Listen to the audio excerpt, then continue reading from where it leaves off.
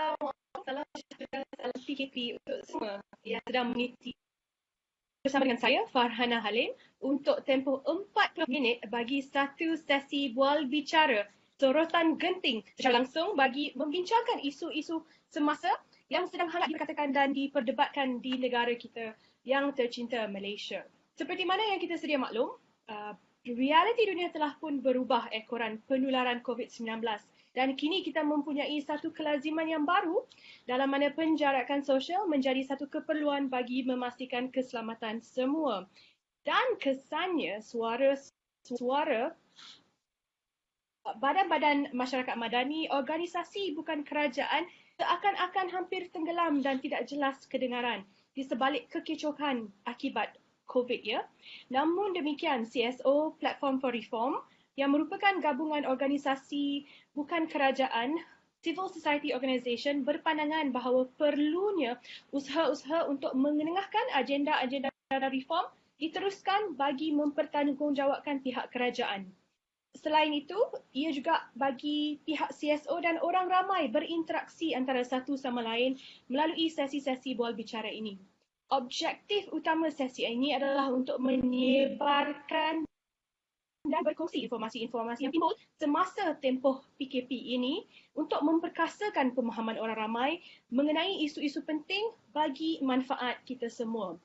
Bual bicara sorotan genting akan berlangsung setiap minggu dan kami akan menjemput pada setiap sesi seorang pakar dalam isu dan topik yang akan dibincangkan bagi berkongsi ilmu, pengalaman dan kepakaran mereka dengan kita semua. Dan anda semua boleh menghantar sebarang pertanyaan dan soalan di slot komen semasa FB Live ini dan kami akan cuba untuk menjawab setiap persoalan sebaik mungkin. Tuan-tuan dan puan-puan, kawan-kawan dan sahabat-sahabat sekalian, sesi kita pada hari ini adalah satu edisi khas bersempena persidangan Parlimen pertama, sesi pertama untuk tahun 2020. Namun, ianya hanya untuk separuh hari. Topik kita hari ini sensasi dan hangat ya. Topik kita, Parlimen.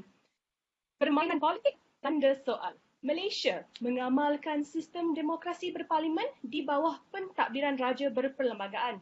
Apa yang istimewa mengenai sistem demokrasi berparlimen adalah ia juga membolehkan keterlibatan rakyat di dalam sistem pentadbiran negara.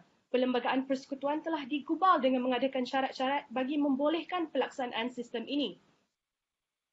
Salah satu kriteria sistem demokrasi berparlimen adalah pembahagian kuasa kepada 3 bahagian di dalam pemerintahan, iaitu perundangan, kehakiman, eksekutif, iaitu pentadbiran. Dalam erti kata lain, Parlimen adalah institusi perundangan legislatif tertinggi di negara. Ia adalah tempat di mana penggubal undang-undang, yakni ahli Parlimen bersidang untuk membentangkan, membahaskan, mengguni sesuatu usul rang undang-undang sebelum dimuktamadkan menjadi undang-undang atau polisi kerajaan. Maka, persidangan Parlimen adalah amat penting bagi memastikan sistem pentadbiran negara berjalan lancar dan telus. Namun, seperti mana yang kita ketahui, pada keesokan harinya, Parlimen akan bersidang buat pertama kalinya bagi tahun 2020, namun persidangan akan bermula pada pukul 10 pagi 18 hari bulan Mei 2020 hanya untuk mendengar titah atau ucapan YDPA, kemudian sesi akan ditangguh ke 13 Julai 2020. Ini telah menimbulkan rasa marah dan tidak puas hati ramai pihak termasuklah pihak Pakatan Harapan, penganalisa-penganalisa politik dan rakyat sendiri. Kerana sebelum ini, Kerajaan Perikatan Nasional sekurang-kurangnya ingin bersidang untuk 1 hari. Itu pun mendapat bantahan. Ini kan pula dikurangkan ke separuh hari. Perdana Menteri Kerajaan Perikatan Nasional Tan Sri Muhyiddin Yassin telah menggunakan prerogatif beliau selaku House Leader ataupun Ketua Dewan dan telah meminda agenda-agenda asal dan membatalkan semua perbahasan debate untuk esok atas alasan khawatir akan kesihatan ahli Parlimen ekoran COVID-19. Maka hanya titah atau ucapan YDPA sahaja yang akan diteruskan tanpa sebarang perbahasan ke atas ucapan tersebut. Lepas habis, tutuplah Parlimen dan baliklah semuanya. Bersama kita untuk membincangkan topik sensasi ini ialah Encik Adli Zakwan. Seorang yang tidak perlu diperkenalkan lagi tetapi saya kenalkan juga. Beliau adalah graduan undang-undang dan kini Jawatan beliau adalah sebagai Naib Presiden Angkatan Belia Islam Malaysia (ABIM).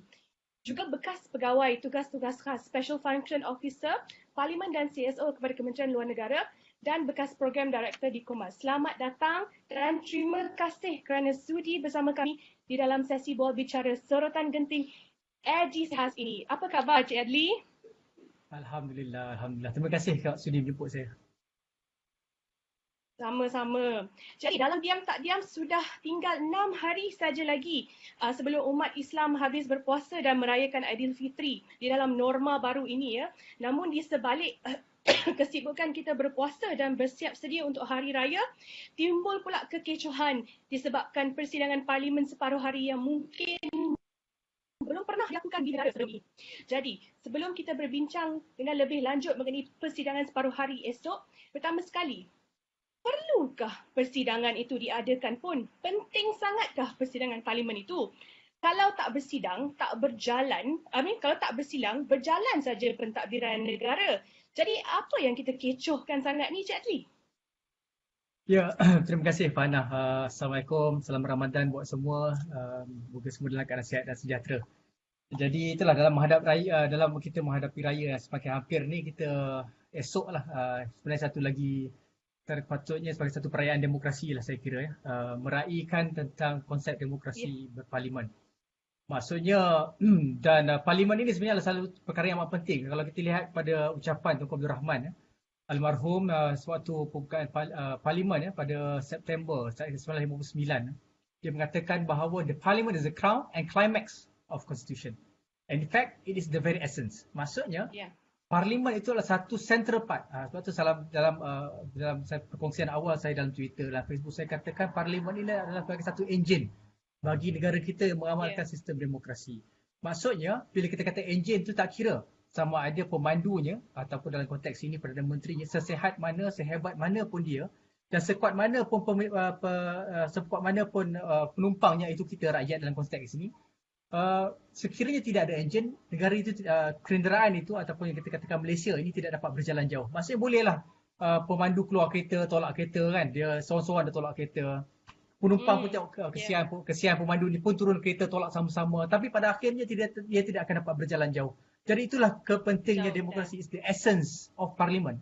Dan saya teringat kata-kata yang dikatakan oleh Winston Churchill ya, yang dikatakan bahawa the cabinet is the creature of the House of Commons. So it springs from the House of Commons, then it dwells in House of Commons, dan juga dia corrected and checked by House of Commons.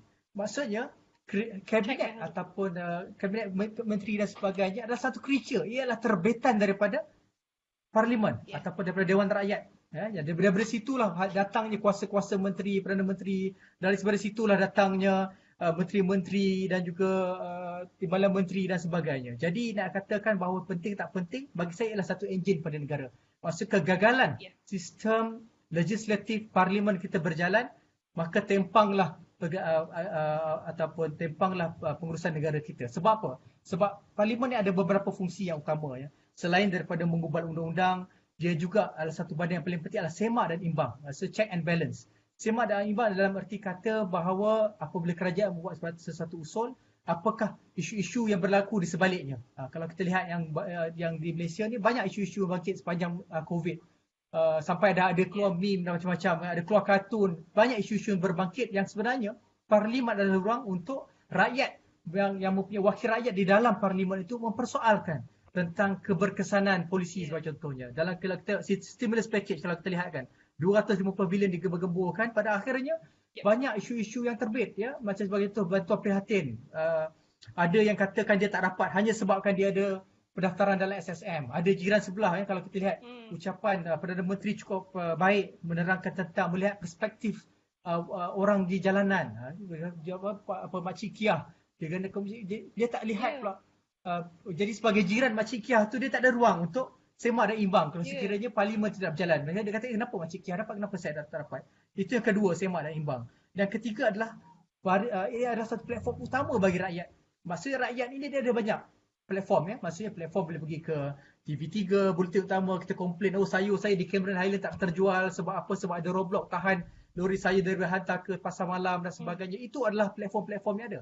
Tapi platform yang utama, maksudnya di apex, the crown tu adalah di parlimen. Maksud suara anda sebagai seorang rakyat yang mengundi ahli wakil rakyat anda yang berada dalam parlimen, isu-isu anda ini boleh diketengahkan di dalam parlimen. Yes. Dan Jadi ketiga kita, sudah pasti kita terakhir. tidak dapat sangkal. Tak, maaf.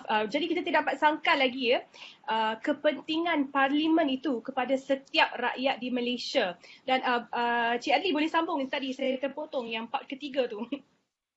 Yang terakhir itulah maksud saya kongsikan tentang fungsi parlimen. Yang satu ialah gubal undang-undang, sema dan imbang. Yang kedua, yang ketiga ialah membawa suara. Yang terakhir adalah mengambil mengawal perbelanjaan kerajaan. Sebab di situlah akan ada pembentangan perbelanjaan, bajet, belanjawan, stimulus package dan sebagainya. Jadi itu adalah 4 fungsi parlimen yang harus kita faham.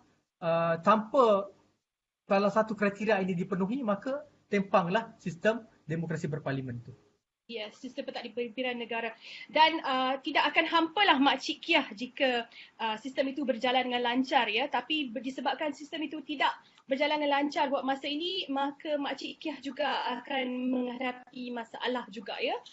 Dari tadi Cik Adli ada memetik berkenaan dengan House of Commons. Jadi terdetik saya di sini ingin berkongsi ya.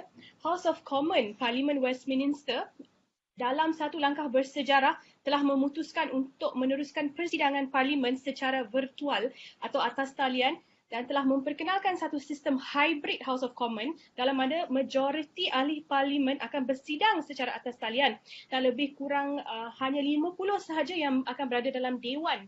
Dan ini adalah satu langkah keselamatan yang diambil oleh mereka ekoran COVID-19. Di Malaysia, persidangan parlimen telah dipendekkan dari 1 hari ke separuh hari atas alasan yang sama. Tetapi adakah benar tak ada cara lain untuk Parlimen Malaysia bersidang dan memang terpaksa kita buat separuh hari sahaja esok? Cik Adli.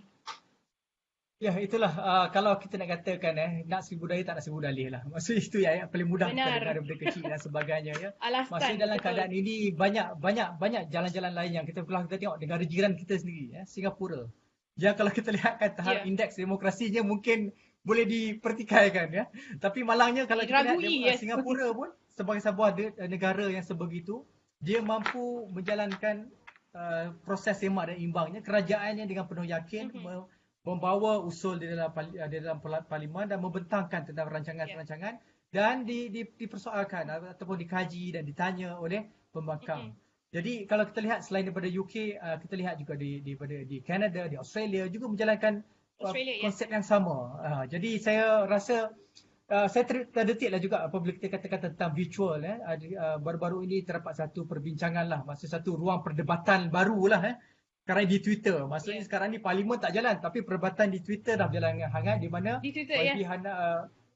YB Yobian mantan Menteri Teknologi dan Inovasi dan sebagainya mempersoalkan menteri yang baru, apakah tidak ada kaedah-kaedah terbaru bagi kementerian beliau, Kementerian YBKJ untuk menjalankan pendekatan virtual dan sebagainya. Tapi apa jawapan yang diberikan adalah pada technicality.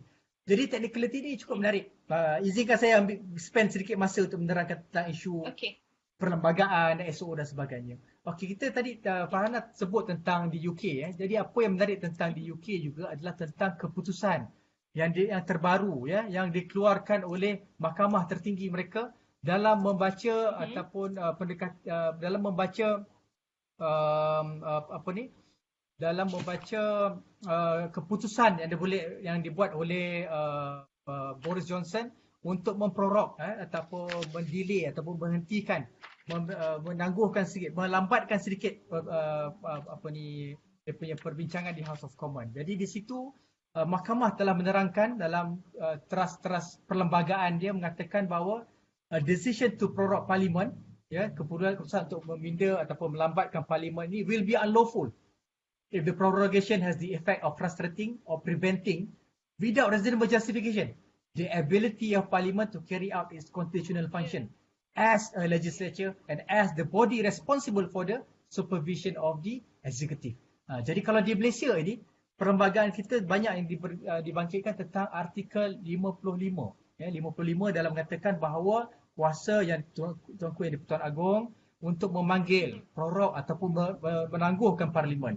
Dan di situlah perdebatan asal yang berlaku di mana kepentingan parlimen dijalankan kepada hari Isnin ataupun paling lewat hari Selasa. Sebab apa? Sebab tarikh akhir tamatnya Parlimen yang lepas ataupun Dewan Negara, tak silap saya, pada 19 Disember 2012 Dewan Negara tamat. Ya. Maksudnya tarikh akhir, Ya. masuk kalau ikut perlembagaan tarikh akhir untuk kita jalankan Parlimen sebelum 19 Mei 2020. Atas sebab itulah Parlimen dijalankan pada esok hari. Saya tertarik dengan perbahasan syarahan yang dikeluarkan oleh Prof. Syamsul Rayu, ya, juga lecturer saya di Universiti Islam Antarabangsa Malaysia. Ya, lecturer Yang kita mengajar bersama. saya perlembagaan. Dia tak lupa masa Aziz Bari Tak lupa. kongsi 1, Syam Rayu kongsi 2. Jadi agak Ya. menarik cara beliau membaca artikel 55, ya. Maksudnya dia kata Ya. maksudnya walaupun Parlimen itu hanya diisi dengan ucapan ataupun titah Tuanku Yang di-Pertuan Agong, ia telah memenuhi kriteria di dalam artikel 55. Tapi bagi saya itu adalah amat malang, kalau sebagai seorang ahli perlembagaan yang membaca perlembagaan tanpa melihat the spirit behind di artikel, semangat keperlembagaan itu. Maksudnya kalau kita lihat semangat ini, dia kena tahu kalau dalam Islam konsep tentang maqasid lah, apakah objektifnya adanya artikel-artikel sedemikian. Jadi dalam ini saya ingin membawa kes yang tadi saya bentangkan tentang Mahkamah Tinggi yang telah dikeluarkan terhadap keputusan Boris Johnson, bahawa dia melihat bahawa the parliament tu, the spirit of the parliament is to act as a legislature and as the body responsible for the supervision of the executive. Jadi kalau kita lihatkan kepada semangat ini, maka boleh terbit satu persoalan di mana apakah status the constitutionality, atau adakah proses perlembagaan ini selaras dengan perlembagaan. Jadi ini bagi saya satu perkara yang amat menarik, dan saya harap ada mungkin kes-kes sibil yang boleh dibawa terhadap apa? Benar. Kejadian ini, supaya mahkamah boleh menafsirkan tentang persidangan parlimen dalam masa 6 bulan itu. Ya. Jadi di sini persoalan sama ada kesahihan sidang Dewan Rakyat yang hanya akan bersidang separuh hari tanpa sebarang perbahasan itu timbul, ya, sama ada sah ataupun ianya boleh dicabar di mahkamah. Dan saya pasti akan ada beberapa pengamal undang-undang yang akan melihat kepada keadaan ini dan cuba untuk mencabar. Yang saya lihat yang di-reported, ya, di akhbar ataupun di online news report adalah Cik Hanif Katri sendiri yang telah mempersoalkan, ya, kerana ia bukan sahaja bersidang separuh hari, tidak ada perbahasan langsung yang akan berlaku pada keesokan harinya, ya. So di situ kesahihan sidang Dewan menjadi satu tanda tanya, ya, Cik Adli, benar? Ya, betul. Sebab parlimen ni dia ada 3 entiti, ya. 3 entiti. Yang pertama adalah Tuanku Duli Yang Maha Mulia yang di-Pertuan Agong. Yang kedua adalah Dewan Rakyat. Yang ketiga adalah Dewan Negara. Tiga-tiga ni ada entiti yang mewujudkan konsep legislatif itu ataupun di parlimen. Jadi dia bagaikan three-legged stool, ya. Maksudnya adalah salah satunya memayungi salah satu sama lain. Tetapi bila kita lihat pada spirit, saya gunakan sebelum ini pendekatan dalam kita konteks mengambil wuduk, maksudnya bila kita ambil wuduk ni, wuduk itu adalah sunat, maksudnya tak wajib sesiapa sampai ambil wuduk. Tetapi sekiranya kita nak solat, wuduk itu jadi wajib. Okey, jadi saya menggunakan perkara yang sama dalam konsep parlimen. Titah Tuanku Yang di-Pertuan Agong di parlimen tidak wajib. Dia jadi wajib bila perlunya membuka parlimen. Maksudnya Tuanku boleh saja beri titah di mana-mana dan sebagainya, tapi dia jadi wajib. Tetapi bagaimana kalau kita lihat, kan kita dah ambil wuduk, kan, nak masuk isyak tadi, kan, dah ambil wuduk tapi tak solat. Jadi di manakah pendekatan yang kita gunakan? Apakah value of the wuduk? Jadi itu maksud saya kata, sebab Tuanku titah Tuanku itu titah yang teramat penting, ya. It's one of the most important segment of the parliament. Sebab apa? Titah Tuanku juga adalah satu gambaran ataupun expression of the government of the day. Maksudnya dalam membuat sebagai pegawai tugas-tugas khas yang dahulu, saya dapat kenal pasti bahawa sememangnya kerajaan mempunyai satu tanggungjawab in providing some context to the Tuanku Yang di-Pertuan Agong, memberitahu apakah kejayaan-kejayaan yang telah dilaksanakan oleh kerajaan dan sebagainya. Dan Tuanku akan menilai draft itu dan akan membacakan supaya rakyat boleh faham tentang aspirasi kejayaan kerajaan. Jadi itulah salah satu kerugian lah sekiranya ia tidak dapat dibahas. Cik Adli, Memandangkan tiada perbahasan ke atas titah ataupun ucapan YDPA, maka adakah select komiti yang sedia ada dianggap kekal sehingga ke persidangan selanjutnya yang dijadualkan pada 13 hari bulan Julai sehingga 25 hari bulan Ogos nantinya? Adakah mereka kekal? Itulah sekarang ni kita pun tak pasti tentang kedudukan select committee pemilihan khas ni. Mm-mm. Sebab yalah, belum ada keputusan lagi. Maksudnya adakah perkara ini akan diteruskan ataupun adakah perkara ini akan Okay. dihentikan, atau sudah pasti yang paling awal ni adalah penukaran lah. Penukaran tentang who's heading the select Ya. committee dan sebagainya. Jadi itu perkara yang kita Okay. masih nantikan. Tetapi sudah pasti harapan kita sebagai rakyat, walaupun Dewan yang mulia itu telah tempang, harapnya janganlah select committee pun tempang juga. Paling kurang masih ada Mhm. akses lagi Mhm. bagi wakil-wakil rakyat kita untuk menyuarakan atau mempersoalkan isu-isu yang dekat pada hati rakyat. Jadi kita harapkan select committee dapat terus berjalan, dan mungkin paling kurang kalau tidak di Julai itu, titik on Julai itu paling kurang kita dapat lihat laporan-laporan awal yang dikeluarkan oleh select committee yang Mhm. terlibat, untuk kita memahami tentang apakah yang berlaku di sebalik pentadbiran negara. Okey, setengah pihak mendakwa apa yang dibuat oleh kerajaan PN sekarang ini boleh dikatakan sebagai mencabar kewibawaan dan kesucian institusi perundangan tertinggi negara, ya, mencabar parlimen. Sedangkan kita adalah sebuah negara yang mengambalkan sistem parlimen berdemokrasi. Jika benar, apakah kesannya kepada pentadbiran negara apabila kerajaan of the day sendiri tidak lagi menghormati institusi yang sedia ada dan mentadbir mengikut cara sendiri secara sembrono? Adakah kita sedang lihat kelahiran sebuah negara autokratik atau lebih teruk lagi sebuah negara dictatorship, ya? Soalan sensasi, soalan panas di sini, Cik Adli. Itulah, dia berbalik kepada konteks raja berperlembagaan dan juga parlimen, demokrasi berparlimen. Itu adalah asas penubuhan kerajaan kita yang tertulis di dalam perlembagaan. Jadi amat malanglah kalau negara, pemimpin negara melihat, memandang sipi lah orang kata, tentang Mhm. struktur yang telah cantik yang sedia ada dan sebagainya. Saya tak Ya, beranilah nak kata autokratik, ya, despotik ke ya. apa dan sebagainya, sebab ialah baru-baru ini pun kita tahu bahawa ada ura-ura atas sultan pun mungkin akan, moratorium atas sultan pun akan dibangkitkan. Jadi saya serahkan kepada kerajaan untuk menilai diri mereka sendiri. Sebab saya yakin mereka sebagai pembangkang pernah merasai nikmatnya menjadi pembangkang di dalam parlimen. Bagaimanakah mereka really looking forward for parliamentary sitting. Saya teringat sewaktu saya sebagai Hmm. pegawai tugas khas di parlimen dulu, banyak MP-MP yang Mhm. cukup teruja, pembangkang menanyakan soalan. Sebagai contoh, ahli parlimen Arau, masuk di dalam dan di luar parlimen pun bertanya tentang tentang keselamatan perairan negara, apa ni, Mhm. tentang kemasukan kapal China, dan melihatkan bahawa mereka betul-betul menikmati keterbukaan kerajaan. Maksudnya maklumat yang kita berikan di dalam parlimen, di luar sidang parlimen itu kita cukup terbuka. Dan saya harapkan, saya betul benar-benar bertugas dahulu, saya betul mengharapkan bahawa perkhidmatan yang diberikan oleh kami pegawai pada ketika itu dapat menunjukkan tentang kebaikannya mempunyai sistem yang telus, yang tidak mempunyai Mhm. sebarang usaha-usaha untuk menutup maklumat-maklumat ataupun yang boleh kita kongsi. Sebab banyak di rakan-rakan saya, tugas-tugas asas yang Mhm. lain, yang sebenarnya yang betul-betul engage dengan ahli parlimen, walaupun dia datang daripada pembangkang.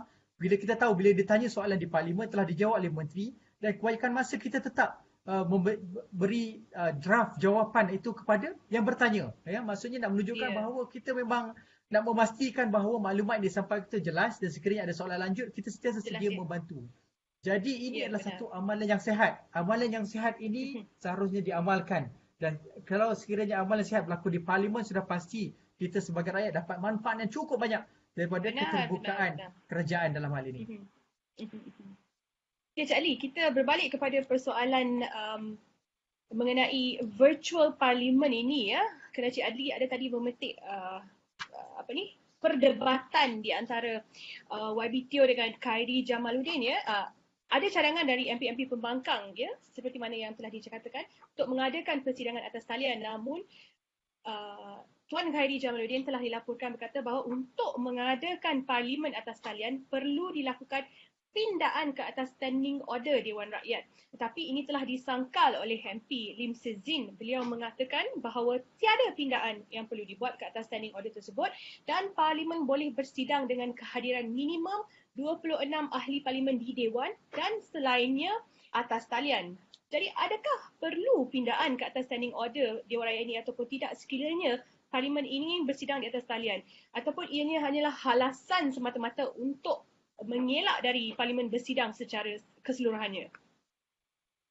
Itulah, saya bukanlah seorang pakar tapi sempatlah waktu dalam sebagai tugas Parlimen tu kita lihatlah peraturan mesyuarat dan sebagainya dan sudah pasti peraturan dalam banyak perdebatan, sebenarnya perdebatan paling hangat adalah apabila perdebatan berkenaan peraturan mesyuarat.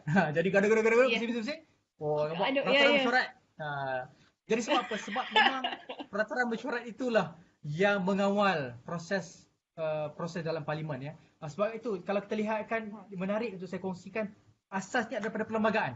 Kenapa peraturan mesyuarat ni? Sebab perlembagaan kata dalam artikel 62 bahawa kerajaan mengurus Parlimen mempunyai kuasa untuk mengurus hal ehwal mereka sendiri dan meletakkan speaker sebagai satu presiding officer. Maksudnya dia adalah seorang pengadil ya, dia tidak memihak kepada kerajaan atau pembangkang dan dia mempunyai kuasa untuk menentukan pengurusan Parlimen ya.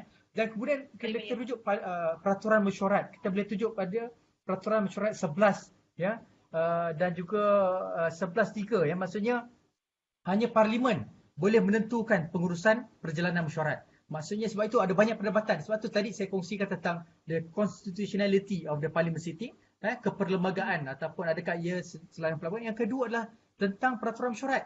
Peraturan mesyuarat 11 ini mengatakan sekiranya ada usaha untuk memendekkan aturan mesyuarat yang telah disediakan oleh kerajaan harus diluluskan oleh Parlimen itu sendiri. Maksudnya harus ada speaker yang menentukan bahawa kerajaan telah mengusulkan untuk memendekkan mesyuarat ke separuh hari hanya untuk titah sebagai contoh, dan patut perkara itu harus dilalui.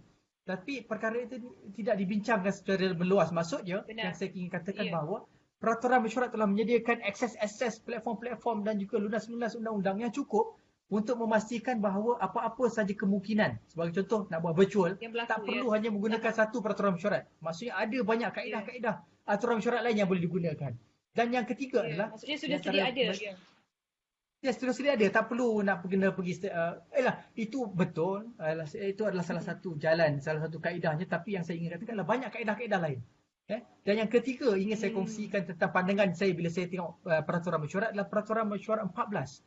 Peraturan mesyuarat 14 ini telah meletakkan bahawa apakah itu Parlimen maksudnya ataupun apakah perjalanan-perjalanan Parlimen. Izinkan saya kongsikan sedikit tentang perjalanan Parlimen kalau diikutkan dalam aturan mesyuarat. Maksudnya akan ada Tuan Jadi Pertua masuk Dewan, bacaan doa, ada ahli baru, ada titah dan kemudian ada benda-benda lain ya.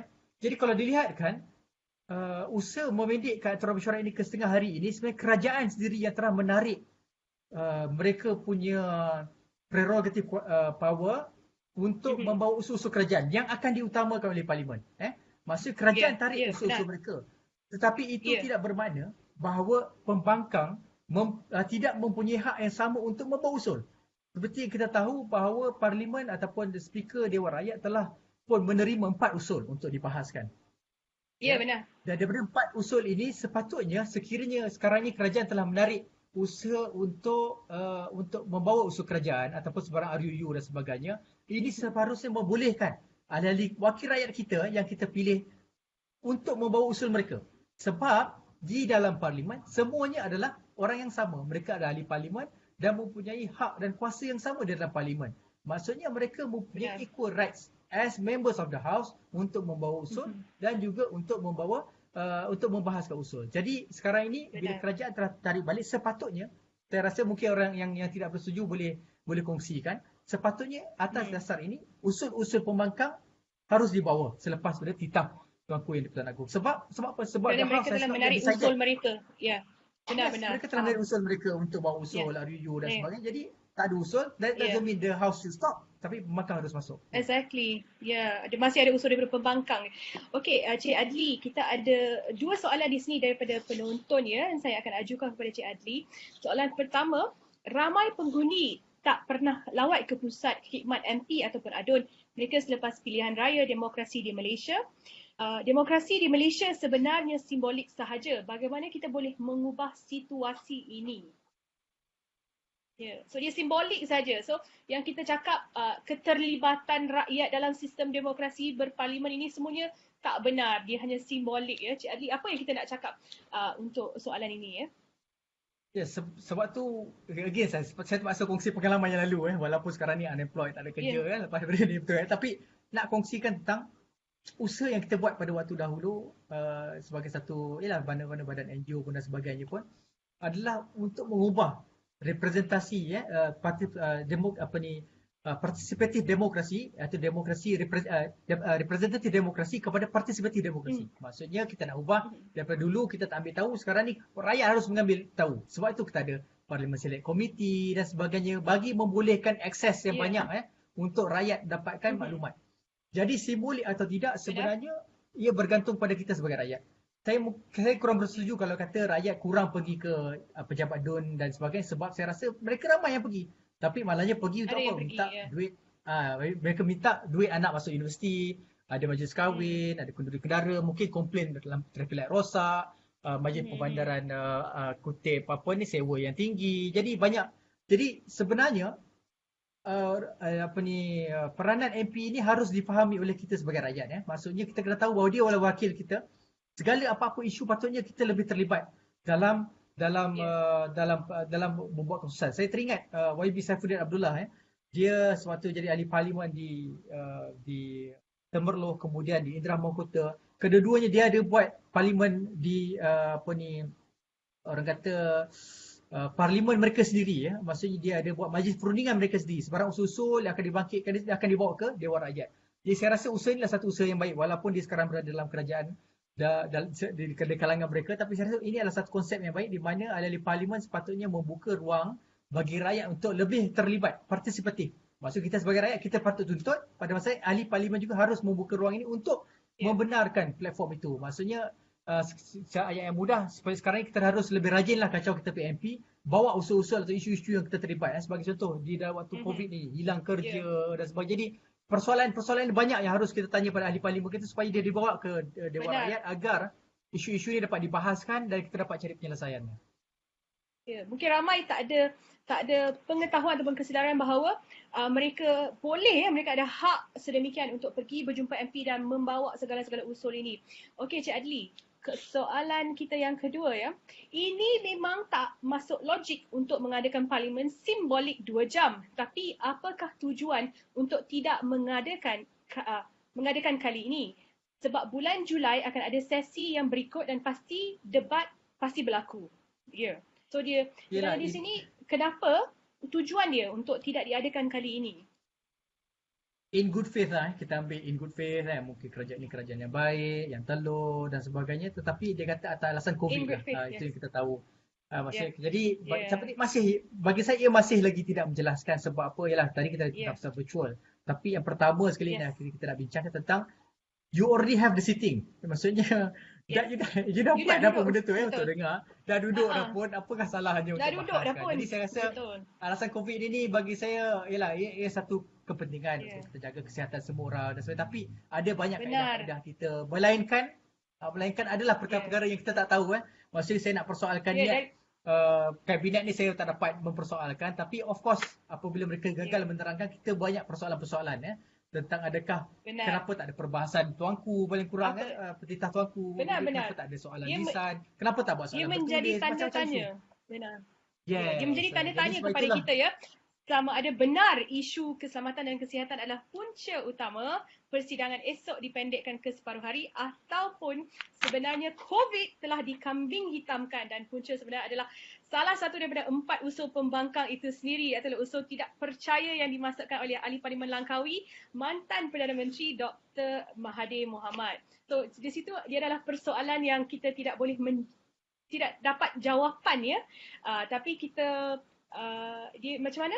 Dia bermain di fikiran ramai orang Dia telah walaupun tak ada jawapan tapi banyak irregularities yang berlaku sebagai contoh bermain sosial benar dia bermain di fikiran pertukaran sosial Dewan Rakyat kemudian dipendekkan. Jadi banyak, kalau tengok kronologi berlaku kisah parlimen, banyak bukti-bukti yang menunjukkan bahawa memang ada usaha-usaha yang sebenarnya untuk suppress the voice of the people itulah daripada maju ke hadapan.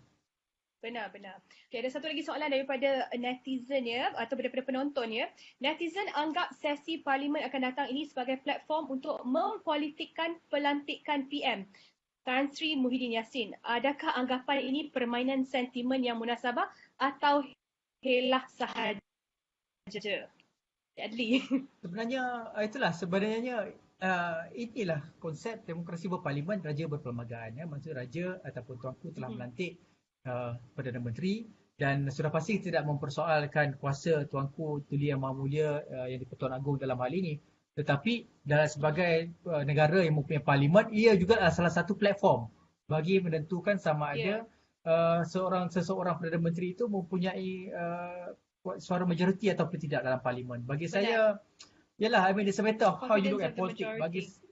Confidence of the majority. Maksudnya kalau ada yang gunakan politik jahat, maka jahatlah jadinya. Kalau ada yang gunakan politik untuk kebaikan, jadilah baik. Tapi bagi saya soal kepimpinan ini soal yang teramat utama. Kalau kita ingat sirah Nabi Muhammad SAW pun, selepas wafatnya Nabi, 3 hari ya, kalau dia banyaklah tafsiran, lebih kurang 3 hari. Wafat itu tidak disempurnakan sebab jasad tersebut, sebab apa? Untuk memilih kepimpinan. Maksudnya kepimpinan ini adalah satu perkara cukup utama dalam kita mengurus pentadbiran. Maksudnya kalau sekarang ini pun dalam keadaan yang uncertain, apakah jadinya kalau kita punya Perdana Menteri yang juga masih belum ditentukan lagi, there's no certainty to the confidence of the house whether it's with him ataupun tidak. Bagi saya ini adalah peluang bagi rakyat untuk melihat keyakinannya. Bagi saya kalau Tan Sri Muhyiddin Yassin mempunyai kepimpinan yang cukup, bagi saya itu alhamdulillah, maksud kita dah ada the end of the story, dah cukup, tak perlu nak gaduh, this is the government, then let's work with the government, itu saja.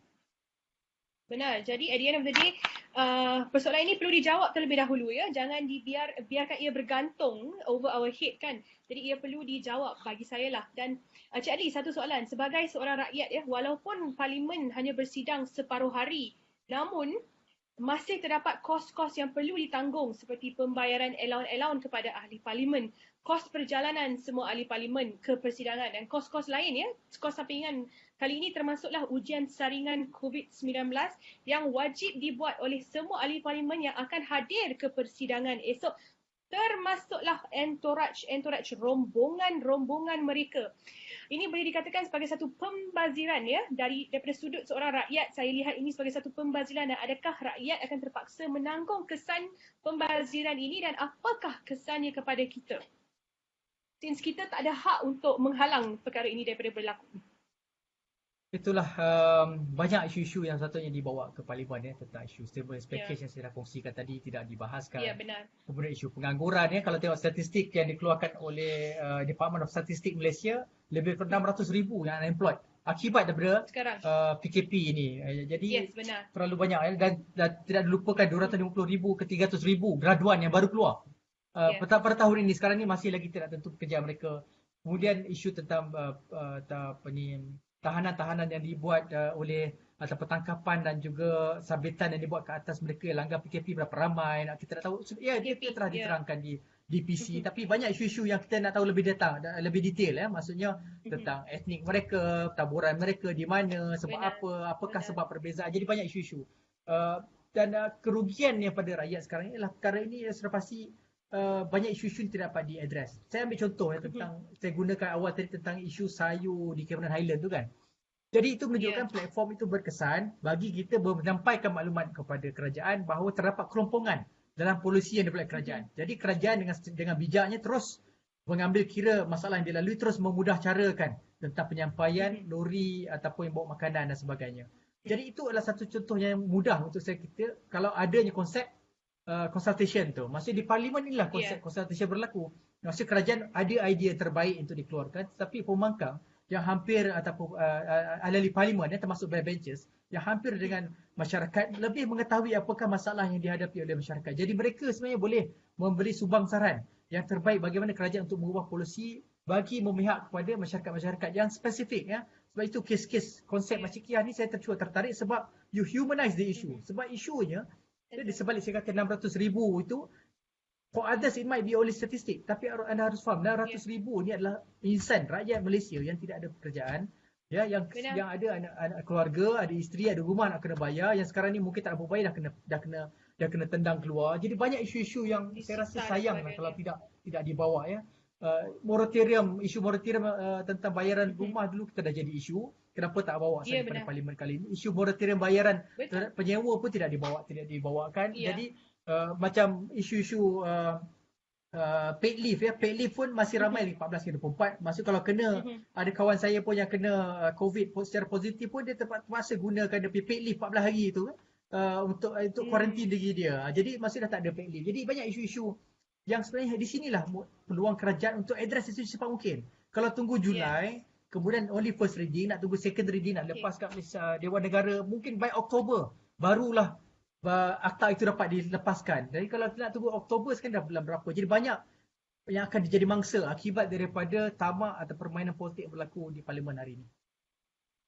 Okey, Cik Adli, memandangkan kita tahu esok parlimen memang akan bersidang untuk separuh hari dan akan ada perbahasan yang berlaku. Apa yang membimbangkan satu adalah kerajaan sekarang semenjak mendapat kuasa telah membuat semua keputusan pentadbiran negara baik dari segi kewangan ataupun undang-undang tanpa melalui parlimen langsung, seperti apa yang contoh yang Cik Adli beri sebentar tadi tentang bantuan kewangan, ya, 250 bilion itu, tentang Makcik Kiah sendiri. Jadi, memandangkan parlimen itu tidak akan bersidang, tidakkah ada mekanisme lain seperti jawatan kuasa khas yang sedia ada ataupun yang boleh ditubuhkan bagi memastikan terdapatnya check and balance, ya, dalam pentadbiran negara, terutamanya di sepanjang tempoh COVID ini? Ya, maksudnya selepas kita bincang tadi, apabila parlimen dah dibuka dan juga ada akses lain, saya harapkan Parliamentary Select Committee lah, jawatan kuasa pilihan khas, dapat bersidang dan kemudian macam saya katakan, keluarkan laporan-laporan hasil perbincangan dan sebagainya untuk kita lihat. Dan sebab sekarang ini, that is the only way how we could do it. I mean, unless if the government is really open enough to share all the document dan sebagainya, kita cukup bersyukur lah kalau macam tanpa melalui parlimen, kerajaan sendiri telah keluarkan laporan perbelanjaan stimulus package 250 bilion. Inilah taburan dia, berapa banyak telah digunakan dan sebagainya, apakah bantuan. Sebagai contoh isu Kementerian Kesihatan, ya, yang baru ini C4, NGO C4 telah bawa satu pendedahan di mana ada terdapat 30 million dia. Yes, jadi perkara-perkara ini yang kita nak perlukan jawapan. Dan sebenarnya parlimen ini adalah bukan hanya untuk membangkang, tapi untuk kerajaan untuk menerangkan apakah hakikat sebenar di sebalik tomahan-tomahan, kalau dikatakan sebagai tomahan lah, kan. Maksudnya di situlah peluang kerajaan untuk membuktikan, sebab it will be written in handset, tertulis dalam handset, dalam keadaan yang penuh di Dewan Yang Mulia ini, dapat menerangkan sejelas-jelasnya kepada wakil-wakil rakyat dan kepada kita sebagai rakyat. Tetapi disebabkan tidak berlakunya proses itu, maka banyak tanda-tanda tanya tentang credibility dan juga kebolehan kerajaan dalam urus tadbir negara dalam keadaan bersih, suci dan juga in a transparent way dan keadaan telus. Exactly. Saya cukup kecewa lah, maksudnya macam baru ni pun saya terbaca kenyataan media yang dibuat oleh Perikatan Nasional, ya. Langsung tidak ada perkataan telus, integriti dan sebagainya. Saya rasa saya risaulah, maksudnya because all of these foreigners, tiba-tiba surat satu Perikatan Nasional telah bersetuju mengeluarkan satu kenyataan tentang their principles, their fundamental principles. Tidak ada perkataan telus, integriti dan sebagainya. Yang ada hanyalah kerajaan yang baik, international bertaraf antarabangsa. Jadi saya masih dalam keadaan berjaga-jagalah. Dan saya doakan kerajaan ini cukup jelas dan juga matang untuk menghadapi kritikan-kritikan supaya boleh menerangkan ataupun menghilangkan kegusaran kami sebagai rakyat berada di bawah yang tak banyak maklumat. Benar. So mendapat hidayah daripada Allah, ya. Dan saya bersetuju sama sekali dengan Cik Adli bahawa jika perkara-perkara yang kita bincangkan ini dibawa ke parlimen untuk diperbahaskan, ia akan memberi ketenangan kepada kita sebagai rakyat sendiri.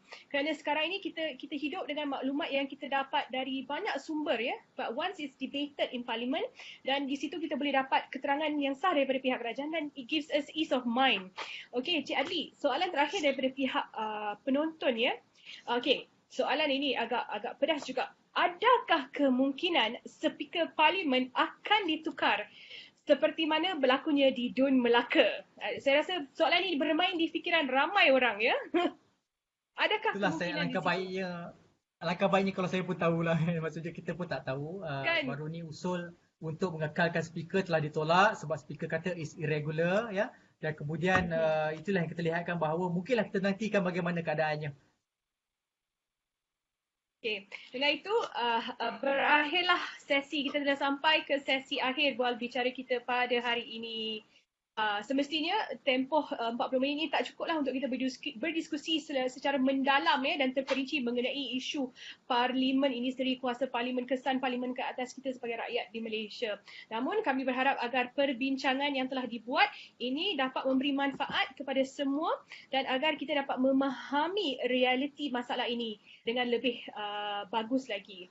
Kami juga ingin mengambil peluang ini untuk mengucapkan ribuan terima kasih kepada Encik Adli kerana sudi meluangkan masa bersama kami untuk malam ini untuk sesi edisi khas Sorotan Genting. Terima kasih Encik Adli. Terima kasih.